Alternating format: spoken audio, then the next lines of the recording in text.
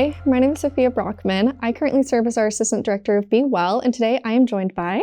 Hello, my name is Sean Rose. I'm a Financial Aid Coordinator here at UNT Health. Perfect. And today we're doing a fun little mini-series all about navigating and building your happiness inventory. And so here at UNT Health, our students are going through a lot of different comprehensive programs, and we fully recognize financial health, wellness. That entire topic of conversation is really difficult sometimes.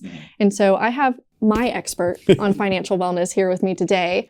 And so we'll just talk through some different strategies for finding resources at UNT Health, how to have those conversations with yourself and others, and just navigating those difficult turmoils that comes with financial wellness.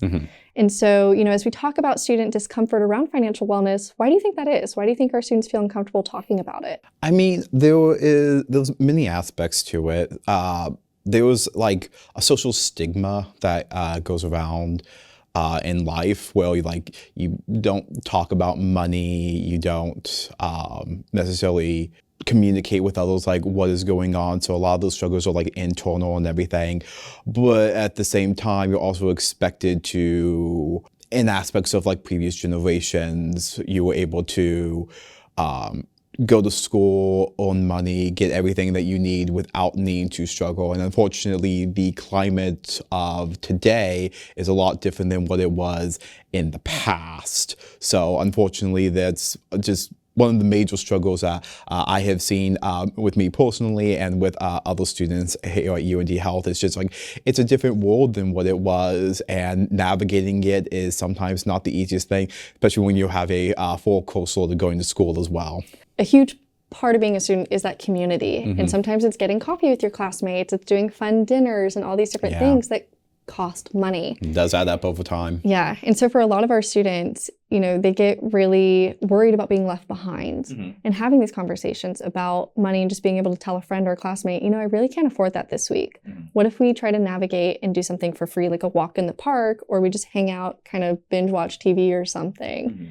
And so, to those students, what is just like one piece of advice or some encouragement to feeling a little bit more confident in advocating for that portion of the conversation? I think for me, like letting the students know is like, you need to make sure you actually stay in a realistic means. Like, sure, you can occasionally go out, go get dinner, go get coffee and everything, but also know you might not be in a place in your life where you can consistently do that. And we have many resources, not just on campus, but also in the greater DFW area that people can go and interact and do things for free. I know for me personally, I have an email that I sign up for that lets me know of just like different events that are going on in DFW, daily, if not weekly, just to see like what's going on, what free things can I get into, and go and hang out with friends. Because like it's great to you're in college, you want to spend like great time like building memories as well, but also at the same time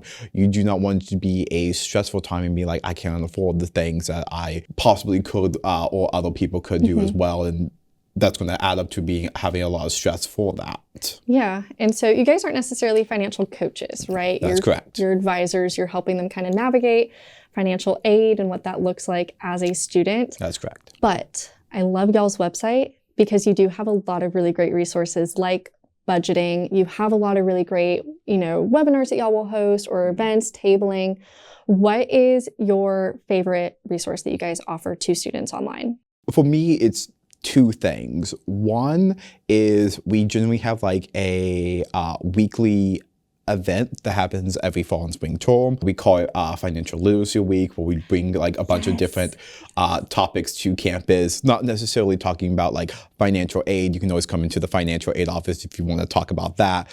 But resources to help you not only navigate your current time here, but also help you prepare as you exit higher education and are ready to tackle the real world. Like, what is debt? What does it look like to take credit? What do we all have to do to get a loan for a house? Like, for a lot of people, they don't even know where to start. So we provide opportunities and we switch up each topic every year or every term to bring a wide variety of different options to students.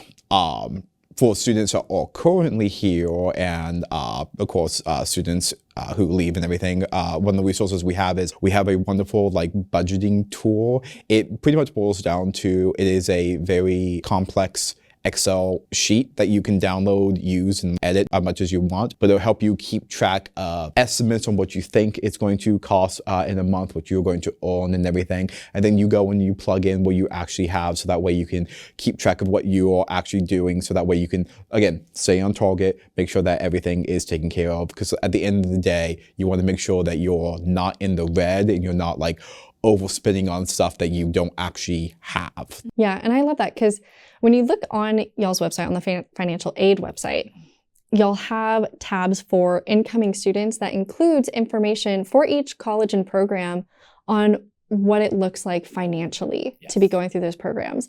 And so, you know, for me, like I remember being a student, it was always so scary to be like, I can't think about next week, much less 9 months from now. And I think that's such a really great, both sides of that. It's two great tools that you can combine and say, okay, I'm going to just kind of map it out very loosely on what I'm anticipating my funding to look like. And so I think that's so amazing to just, one, see such a supportive office on campus, but also have you guys anticipating those needs of our students.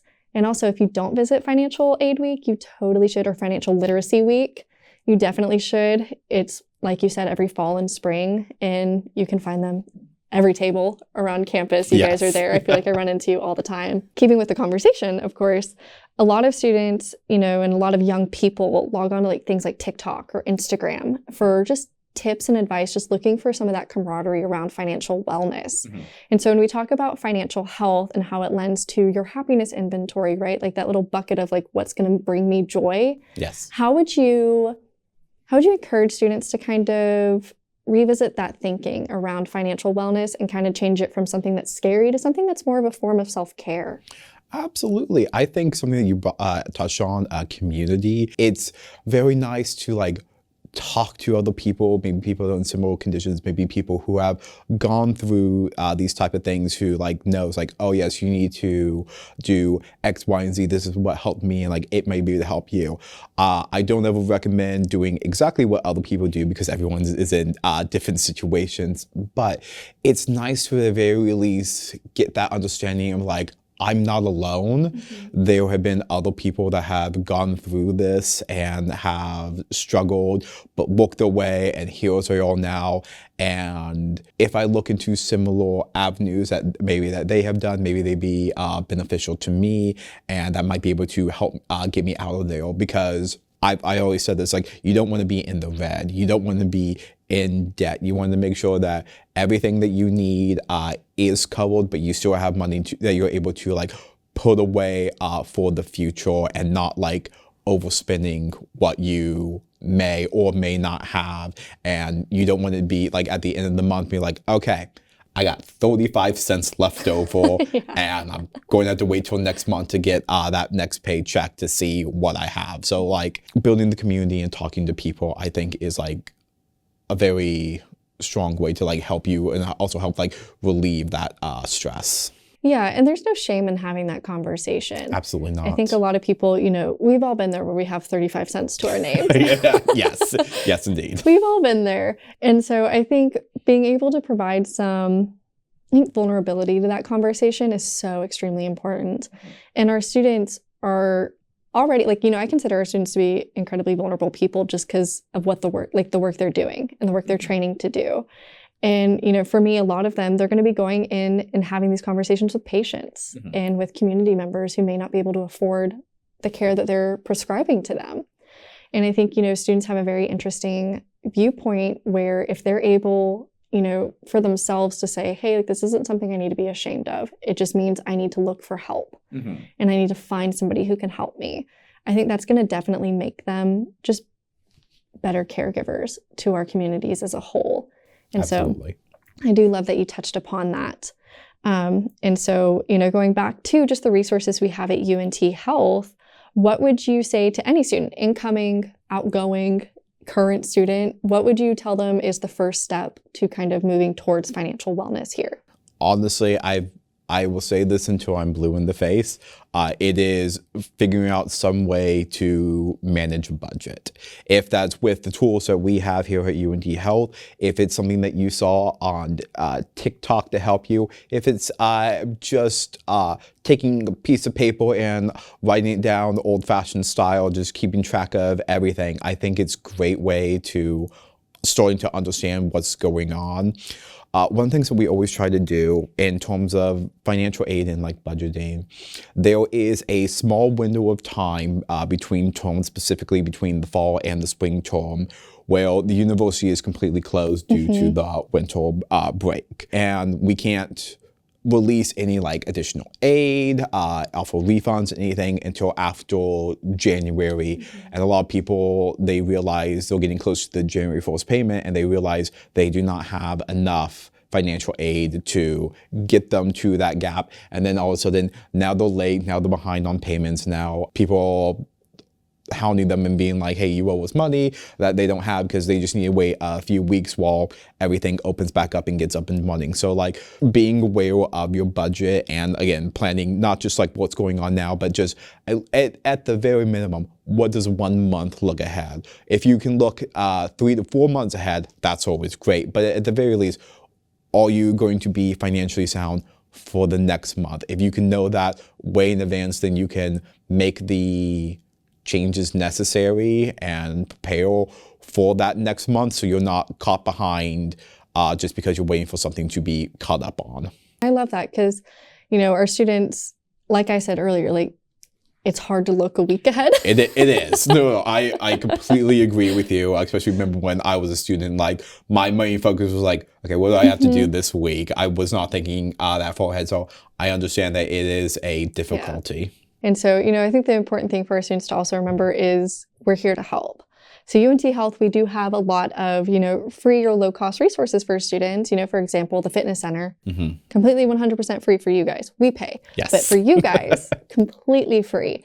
You know, you have 2 student food pantries, one located, hopefully opening back up soon on the 4th floor of the library, but also on the 1st floor of the Student Service Center.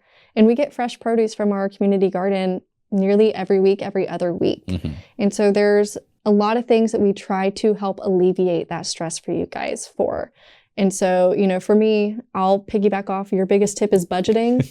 Mine is know what your resources are and figure out when you need them before you actually do need them. Yes. And, you know, my last bit of just a fun fact, we do have a student emergency fund. Yes, we do. And so that is for students experiencing kind of a crisis or, you know, just anything that comes up out of nowhere. You know, for example, we have students who an apartment complex burned down recently. Yes. And that was a big crisis that happened. And we, because of our funding, are able to help students navigate that.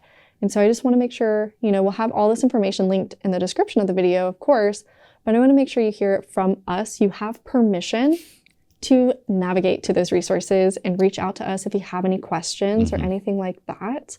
But do you have anything else that you want to just throw at them, let them know? Don't be afraid to ask for help. We are here to support you as you navigate your time here at UNT Health, and we will just be so thrilled if you came and asked us for any questions because we want to help you provide those resources to you. And I think a lot of time, especially since when I started here, if the resources hasn't been created yet, well, we will try to see what we can do to help reiterate and create resources to help provide students. So while we talked about a few things we have here, I know that we both have things that will always continue evolving, always continue growing. So it's not stagnant and being like, you're limited to this. We're always trying to like help provide more for students. Well, I thank my expert on financial wellness. Absolutely. And so we'll have a couple more videos on how to build your happiness inventory linked below, but we really appreciate you guys watching us today and hope you have a good day. Have a good one.